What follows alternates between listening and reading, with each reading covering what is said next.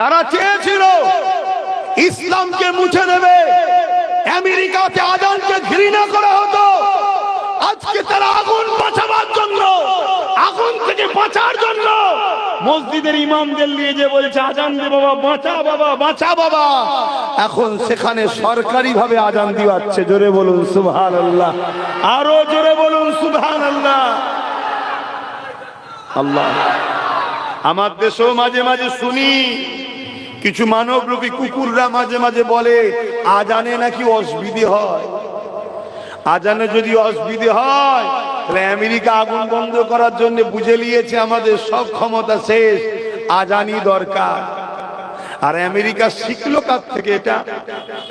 এটা শুনবেন না। আজ থেকে বছর 3-4 আগে ব্রাজিল বলে একটা দেশ আছে, ওই দেশের অ্যামাজন জঙ্গলে আগুন ধরেছিল। যে আগুনেতে অ্যামাজন জঙ্গল বিরাট ভয়ানক একটা দাবানল দেখা দিল। আশপাশের পড়োশি দেশ এবং ব্রাজিল সহ সবাই পানি দিচ্ছে, হেলিকপ্টার করে ফ্লাইট করে পানি দিচ্ছে। জঙ্গলের আগুন বন্ধ তো দূরের কথা, পানি যেন পেট্রোলের মতো কাজ হচ্ছে, আগুন আরো বেড়ে যাচ্ছে।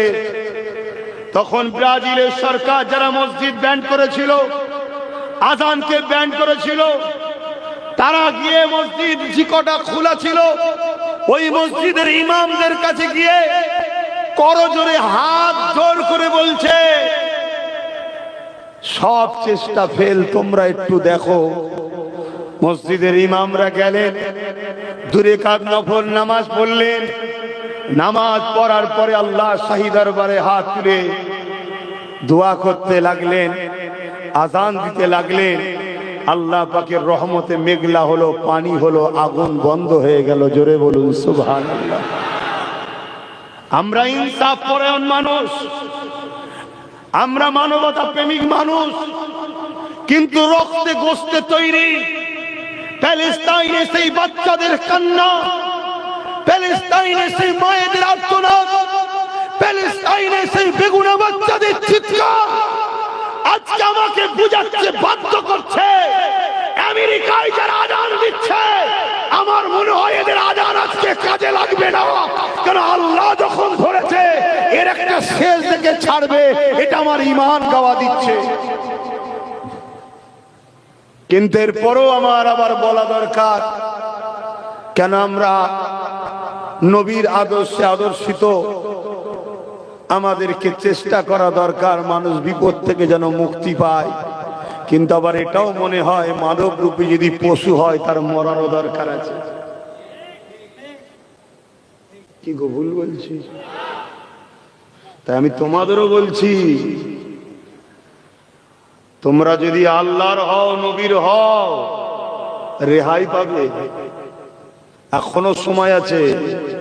তুমি মনে করোনি আমার বাপ মুসলমান ছিল, আমি মুসলমান, আমি ছাড় পেয়ে যাব না। দুটো হাত দিয়েছি কি করতে? জুলুম করার জন্য না, জুলুমের হাত থেকে মানুষকে বাঁচাবার। কথা বলো, আসো, সংগ্রাম করো, ঐক্যবদ্ধ হও, সংগঠিত হও, অন্যায়ের বিরুদ্ধে রুখে দাঁড়াও। অন্যায়কারীদের কাছে যদি বুলেটের গুলি থাকে সেনাকে পেতে দাও। মারো গুলি, 500 মারো, 5000 মারো, 5 লাখ মারো, যত মারবে তত সংখ্যা বাড়বে। একদিন তোমাকে মিটবে, তোমাকে মিটিয়ে দিয়ে এই সমাজে শান্তি প্রতিষ্ঠিত আমরা করবো, এই অঙ্গীকারবদ্ধ আমাদের হতে হবে। ঠিক না বেটি? তবেই তো মুসলমান। এই সমাজের এতিম যেন না কাঁদে, এই সমাজের বিধবার উপরে জুলুম যেন না হয়, এই সমাজের ক্ষুধার্ত মানুষ যেন খানা পায়, এ সমাজের হিন্দু হোক, আদিবাসী হোক, সাঁওতাল হোক, মানুষ মানুষে মিলেমিশে থাকবে, কোন মানুষের উপরে অত্যাচার যেন না হয়। এই নিরাপত্তার ব্যবস্থা করার নাম তো ইসলাম। শুধু মসজিদে গিয়ে নামাজ পড়ার নাম ইসলাম? মানুষের নিরাপত্তা তৈরি করার নাম ইসলাম না? ইসলাম না। আসো যুবকরা, ভাবো, তুমি আজকে বিক্রি হয়ে যাবে, খরিদ হয়ে যাবে। তুমি ভাবছো আমার তো ভালোই চলছে, তোমার আখিরাত নাই। আর তোমার পরের জেনারেশন, তোমার ছেলেটার ভবিষ্যৎ কি হবে তুমি একবার ভেবে দেখেছো? হ্যাঁ, তোমার ছেলেটার কি হবে ভাবছো? কত কষ্ট করেছে আমার নবী, সাহাবা হুজুররা। আল্লাহ নবী কথা বলার জন্য একটা দিন এমন হয়ে গেল, আল্লাহ নবী নবী দয়া নবীর বিরুদ্ধে লড়াই শুরু হয়ে গেল। উহুদের ময়দান ছিল। এই যুবকেরা তরুণীরা বাবেরা আমার নবী পাকের দিকে লক্ষ্য করে মক্কা জালিমরা তীর মারতে লাগলো। আমার নবী পাক খালি হাতে দাঁড়িয়ে রয়েছে। নবী পাকের সাহাবা চতুর্দিকে না ইনসাফের জন্য লড়াই করতে লেগেছে। ঠিক এমনই সময় এক জালিম নবী পাককে লক্ষ্য করে তীর মারবে। ঠিক এমন সময়তে আল্লাহ নবীর একজন সাহাবী হযরত তালহা রাদিয়াল্লাহু তাআলা তিনি দেখতে পেয়ে যায় আল্লাহ নবী একা দাঁড়িয়ে রয়েছে। এই হযরত তালহা রাদিয়াল্লাহু তাআলা তিনি ছুটে এসে আমার নবী পাকের সামনে দাঁড়িয়ে গেলেন। যে তীরটা আমার নবী পাকের সিনায় লাগার কথা ছিল, ওই তীরটাকে আল্লাহ নবী সাহাবী নিজে সিনায় নিয়ে নিলেন। আল্লাহ নবীকে তীর মারতে লেগেছে।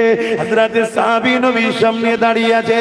একটা, দুটো, তিনটে, চারটে, পাঁচটা, ছটা, 10টা, 20টা, 20টা, 30টা, 50, 79 থেকে 80টা তীর আমার নবী পাককে লাগার কথা ছিল। সাহাবী নিজের সিনাতে পিঠে লাগিয়ে নিল। এমন সময় সাহাবী জমিনের দিকে টলে পড়ছে। নবী পাকের সাহাবারা আগিয়ে এসে ওই জালিমদেরকে হটিয়ে দিয়ে আমার নবী পাককে ঘিরে ফেললে। আল্লাহ নবীকে বলতে লাগলে, ইয়া রাসূলুল্লাহ, হাবিবাল্লাহ, হুজুর আপনি কেমন আছেন?